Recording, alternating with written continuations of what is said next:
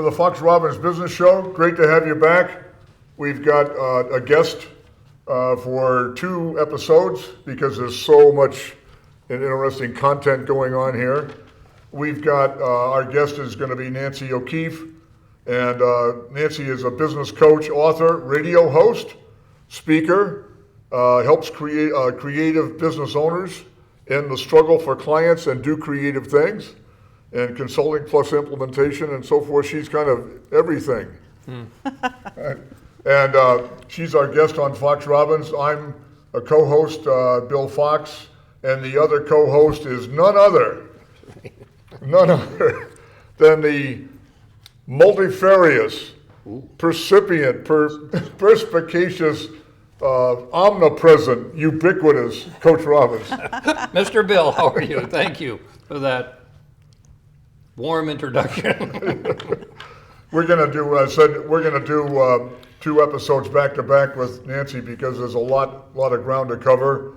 And so, Coach, we're going to get started right away with Nancy on and the first one that we're going to talk about is new opportunity for women is coming. Very good. Nancy, welcome. Thank you for having me. It's great to be here. Welcome. Tell us about your program, New Opportunity for Women is Coming. Well, women have long suffered from not enough opportunity and not being recognized as serious in the career or business market. They have had trouble. I did a primary survey actually and was told that they don't feel seen, they don't feel heard, and they don't feel like there are opportunities out there for them. And in less than 15 years, all of the baby boomers will be retiring. And that's going to free up quite a bit of opportunity. Absolutely. Many of those baby boomers are the people that hold the senior positions, positions at the C level. So it's really my feeling that the glass ceiling will begin to disappear. So once women are in a position to step into those roles, they're going to come available. And frankly, there's going to be a shortage in the marketplace of good qualified talent. Excellent. Well, that becomes the mechanism by which they really do, as you say, break through what used to be a glass ceiling, a serious glass. Back in the 50s and 60s, it was really bad. It was. It's much better in the 90s, but it's going to get even better with the boomers, the folks who were retiring and selling their businesses. Right. A lot of businesses coming online. And quite frankly, I have a lot of women coming to me saying they want to buy a specific business where they've worked, they've got experience, and I'm helping them buy them, and they're doing okay. Yeah, they're doing real good. They are. They're doing very well. Well, there'll be 2 different things going on, Nancy, is that the glass ceiling and the wage gap thing, opportunity at C level are critical issues, but those are where women work for someone else. Yes. In a corporation, wherever that could be a GM or GE or it could be whoever. And that's an issue that's been talked about for a long time. If women, though, start creating their own business, there is no such thing as a glass ceiling because they're automatically in charge. That's right. Wage gap is that's a matter of earnings. Although as a woman business owner, you do suffer from some of the same issues because there are certain people that really don't want to deal with a woman. They would prefer to work with a man. And, those are just personal preferences. But women really need to make some improvements in the way they communicate, in the way they present themselves, in order to, and their skills, frankly, in order to be contenders. Now, is that men and women, if you say as a person who would prefer to work with a man rather than a woman, is that limited to men, or is that men and women? Oh, it's an attitude. It is, and I'm sure it's not limited to men. There are some women that prefer to work with women. And some of that's fine, but women have some fundamental, I think, problems. We've been socialized differently than men. We don't really understand competition. We're not terribly good at tooting our own horns.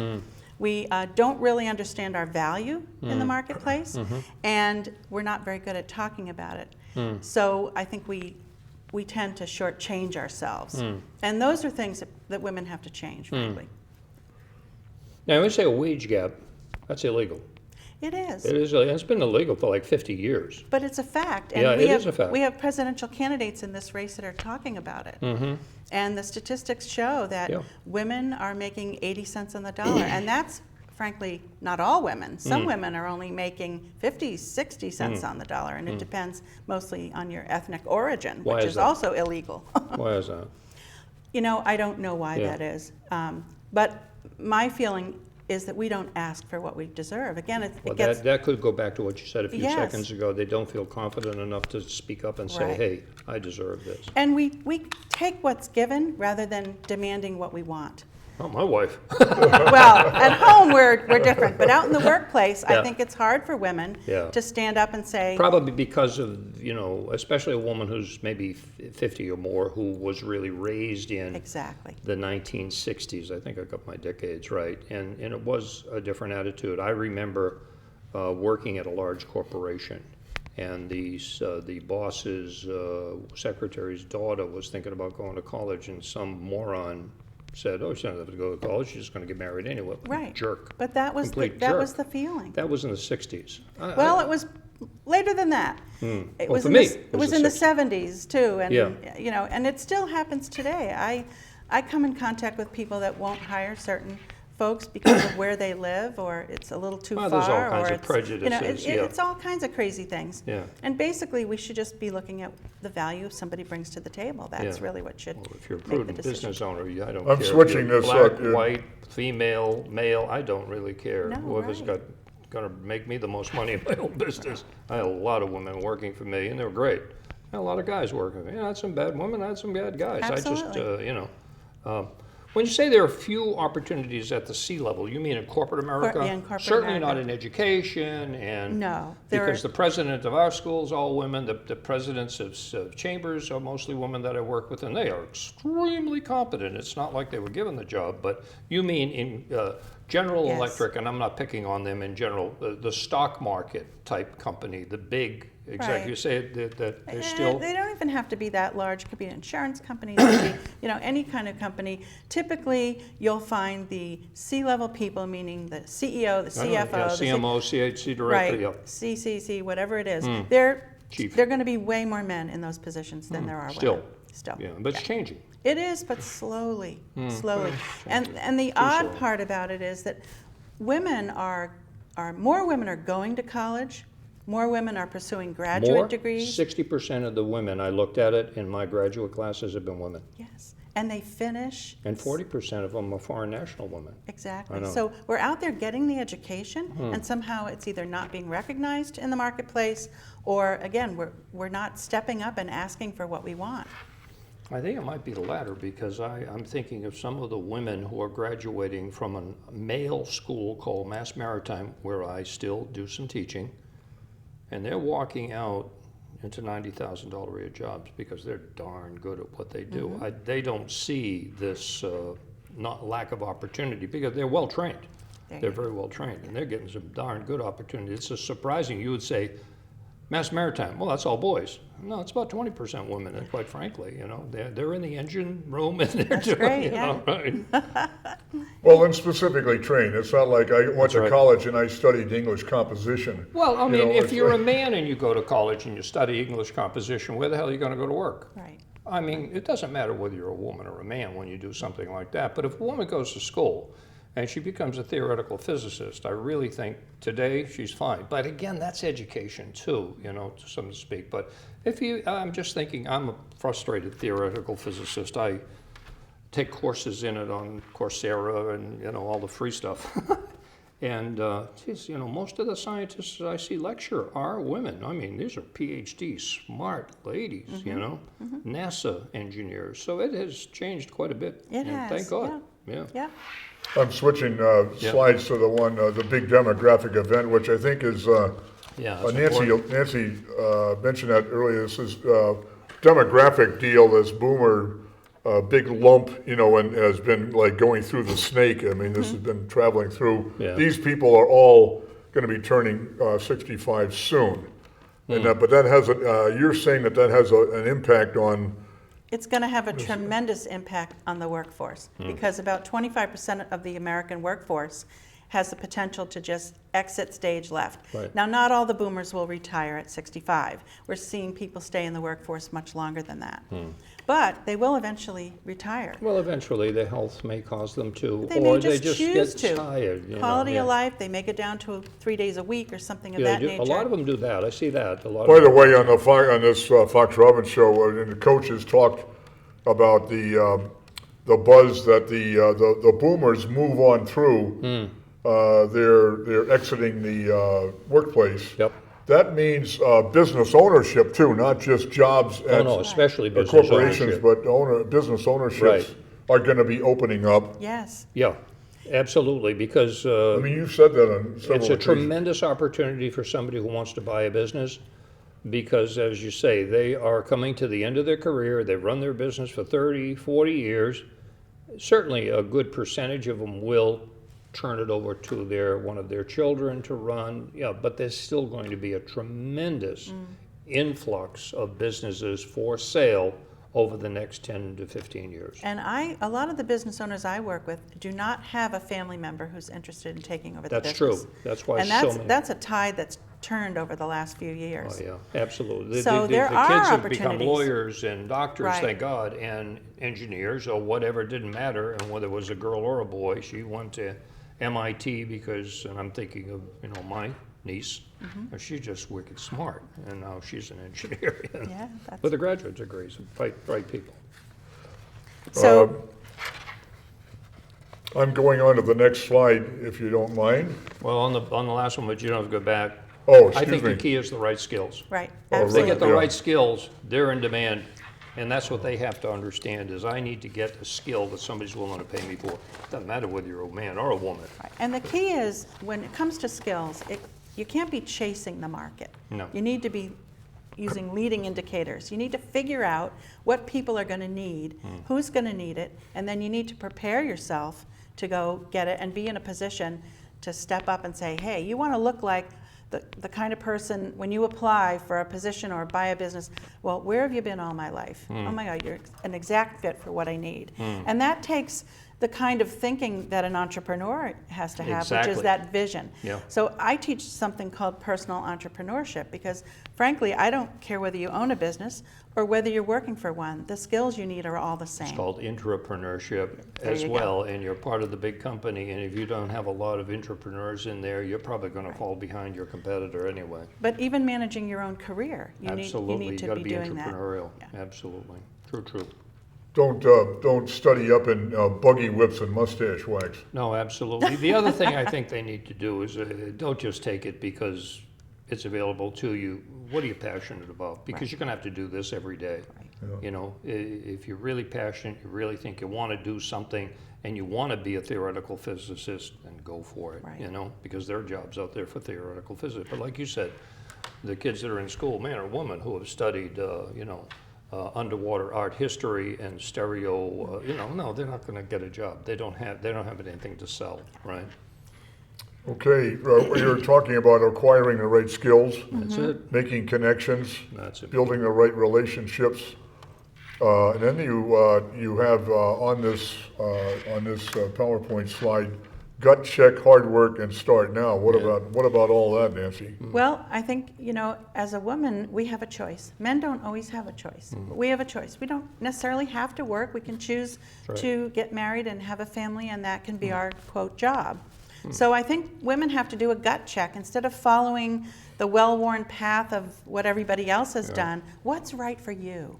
What do you want? What are you passionate about? What are which is you I- passionate yeah, about, right. and what are you interested in? Interested. And your path doesn't have to be like everyone else's path. It's your Forge a path. new path. But really check in with yourself and make sure you want this. If you're going to go down the road and spend the time, the money, the energy, you need to make sure that it's something you really want. 20 plus years ago, my wife decided I want to do something. She went back to school, and we talked, what do you want to do? What do you feel like doing? She said, I don't know, I might be a lawyer, I might be a psychotherapist. She chose psychotherapist. Of course, it has to do with the crazy husband she's married to. And today she's got a private Well, practice. she practices on you. Well, I'm a tough case. Thank God she loves me. Nancy, your next slide says, it's really a quote from you, actually. says, if you really want to be seen, heard, and taken seriously, then you need to be accomplished, skilled, and visible. You need to be serious, make yourself heard, up your game, right? Stop playing it small and safe. What's your comment about that? That's your quote. Women hide. Most women hide. They don't want to be out in the front. In that survey that I conducted, women said they didn't want to be leaders. Yeah. And some of the women that answered that question in that way had master's degrees. And you know, whether you want to realize it or not, everybody's a leader in their own life. Have to be. And you know, you just need to make sure that you step up and do whatever you can do. People are going to see you walk your talk, and that's how they're going to see you as an accomplished person. Yeah, not your right? words, yeah. It's not what you've done. It's not your credentials. It's not what you talk about. It's what you're doing and how you're acting, and that's how they're going to judge you. So, if you really want to be seen, heard, and taken seriously, then first of all, you have to be seen. So get out there, network. Networking meet is critical people, for anybody. Yeah. Get known. You know, get out there and tell people about what you do. Don't be afraid to toot your own horn. It's not bragging if it's fact. That's what Muhammad Ali said. He said, yeah, you knock him out in the 6th round. You were bragging. He says, no, I ain't bragging if I did it. I had to carry him through the 5th just because I told you I'd knock him out in the 6th. Is that what he said? That's what he said. It's not bragging. You're just saying, here, I've done this, and I can do that job for you, you know. Do women have a harder time networking? It's so important, networking, because as you say, a lot of the men are the C-level execs, or do they have a harder time networking? I think they have a harder time networking in an upward sort of way. Yeah. Networking for women, I think, is more social than it is about business. Yeah. They do it differently than men, and not to say one is right and one is wrong, but it's different. Okay. And it's interesting to me because over the years, I've been in the workforce now for 40 years. I'm embarrassed to say how old I am, but hey, I've been over 40. Thank God that I'm still here. Yes, right. But you know, now we're very fortunate. We have formal networking events. There's a lot of ways to get out there and be seen and meet people. That didn't always exist. So it's a little bit easier now because everybody's doing it. Good. So. And they're more comfortable doing it. Yeah, and it's like anything else. You just have to get out there. It's scary at first. You don't know anybody. You have to walk into a room of strangers, but you just have to push through that fear. You have to learn how to do that. And you have to practice with your and do elevator it. pitch. I just yesterday had a lady become a new client, and she is so talented as an artist, as a graphic artist, brand identity marketing. Her husband passed away, and she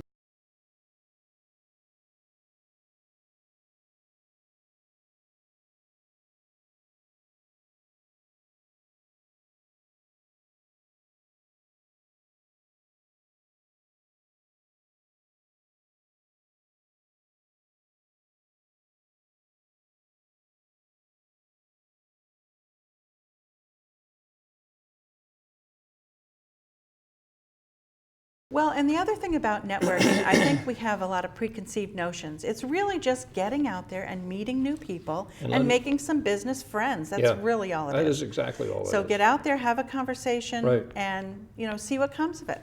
Get somebody's business card, ask them what they do, give them yours, give them your elevator pitch, and then move on. Say, very nice meeting you, and don't get stuck with your old friend. And they got to learn to network. And the guy has to do it too, And then follow up. That's the key. Critical. Follow up, and not to make a sale. It's not about selling. It's not about being a business card pusher.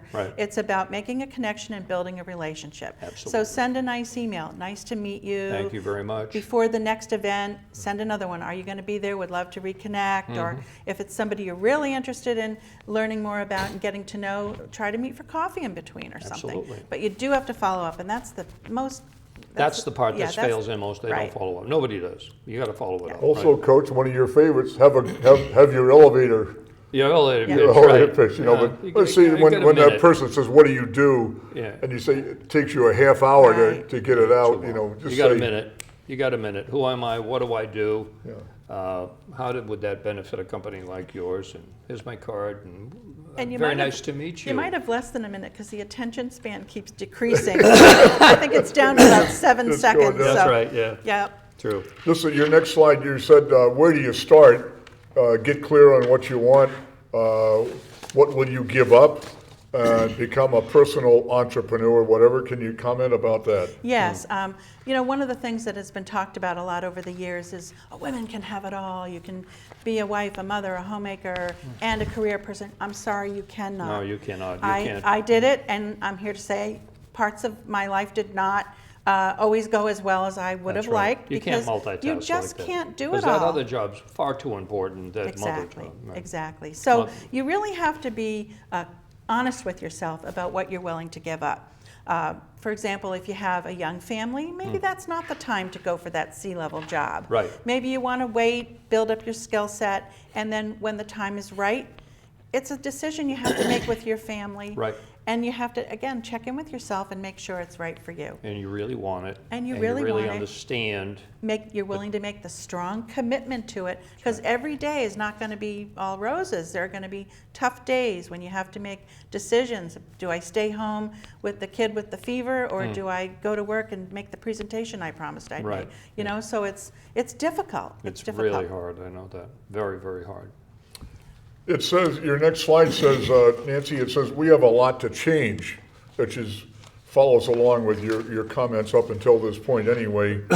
Socialize differently, traditional society roles not defined in such a way to support women. Male roles not defined to support that change. Different expectations, better, but a long way to go, can't happen without understanding. Boy, that's a lot. It is a lot, but it's really pretty simple. It's easy for a woman to see how her life could be different and better if she steps onto a different path. But I think sometimes we forget about what that means for the rest of the people in our lives, especially if we're married, our spouse. What does that mean for them, especially if it's somebody who's been a traditional male role model type person with the idea that they're going to support the family, and what does all that mean if they have to start doing the dishes, or it really has to be something that you discuss with the family in terms of not from a getting permission standpoint, but just from An understanding. making it all work. Everybody's got to pitch in. Yeah. So I think it's really important.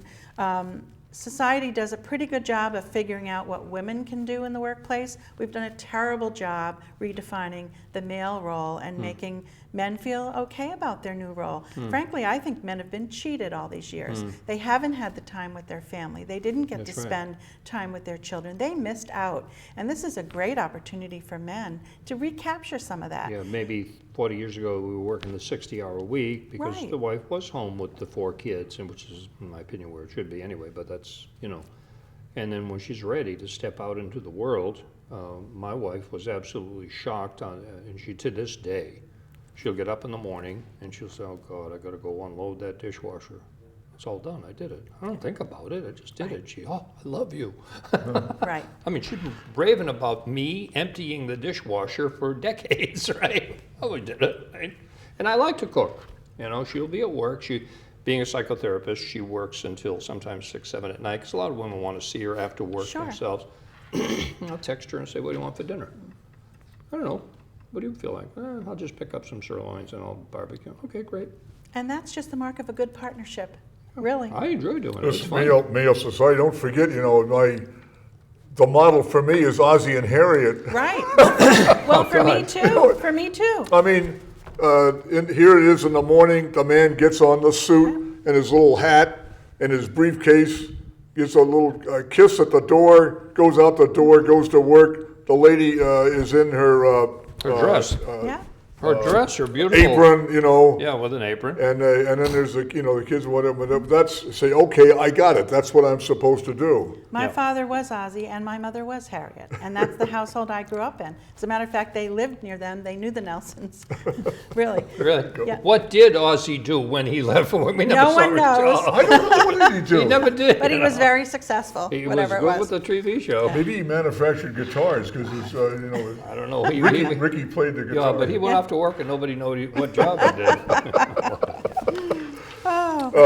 Your next, the next display, wow, that's a lot. 20 core competencies. Can you finish off this episode with a rundown on these competencies that you have in mind that Sure. you're recommending? These are you're recommending. Yeah, these are the things that really I think women may be deficient in and may need to really up their game in these areas. And really most of them center around communication. When we talk about communication skills, we think about writing, we think about speaking. But there's also negotiation skills you have to have. You have to be diplomatic about things. You have to, understand how to manage human capital. There's a lot of parts of communication that we don't talk about. Emotional intelligence, being empathetic towards others, being able to make decisions and build teams, have conflict resolution skills. There's just so much of that. And, we have a different socialization as women, and we don't grow up in teams. We don't usually, although that's changing too, but traditionally we didn't play team sports. We didn't learn That's right, you didn't. all yeah. of that. So the things that you guys had the luxury of just sort of learning through your life, we didn't have those opportunities. And I'm glad to see that's changing. Right. But in the meantime, we need to start building some of these skills if we don't have them.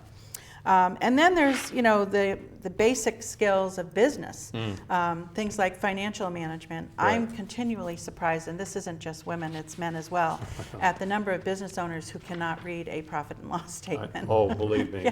Somebody's in trouble, Nancy, and they'll call up and say, I'm in trouble, I need your help. I And say, those who don't want to also. I mean, it's bring not in your like- financial not only statements. can't, My but don't want what? to. My what? Right. And you have to have some technical prowess. Absolutely. You have to be able to, keep abreast of the technology. Absolutely. And that's an important skill now too. Okay. Well, thank you, Nancy. Thank you for this episode. We're you. going to go on and Fabulous. have a Thank second you. one. I love it. Yeah. We're going to have a second one with Nancy if you'll help us out and go on to the Sure. next presentation. And thank you for watching Fox Robbins. Feel free to send comments to foxrobbins@gmail.com, and we will see you guys next time.